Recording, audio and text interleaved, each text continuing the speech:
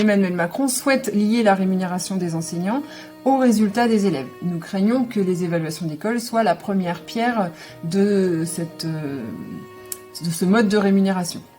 Rappelons aussi que ces évaluations sont composées de 2 parties, une auto-évaluation, très chronophage pour l'équipe, et une évaluation externe, co-animée par le directeur d'école, le directeur du périscolaire et les parents d'élèves et les élèves qui seront eux aussi partie prenante.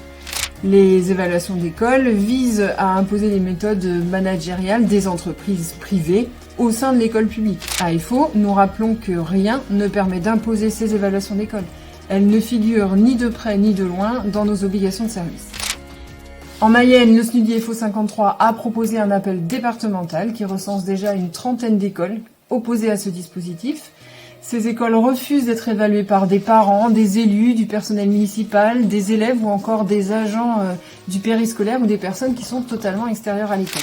Elles refusent la mise en concurrence des écoles au profit d'une école des territoires qui n'est pas garante de l'égalité.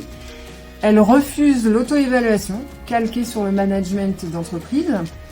Elles refusent l'investissement chronophage dans la mise en œuvre de ces évaluations au détriment de nos missions d'enseignement. Et elles refusent l'avancement au mérite. Le SNUDI FO invite donc les personnels à se réunir avec le syndicat pour discuter des moyens de faire aboutir nos revendications qui sont l'abandon des évaluations d'école, l'abandon du PPCR et de son accompagnement permanent, l'abandon de l'expérimentation marseillaise que le président Macron entend généraliser pour privatiser l'école publique. Votez FO. FO. Votez FO. Votez FO. Votez FO.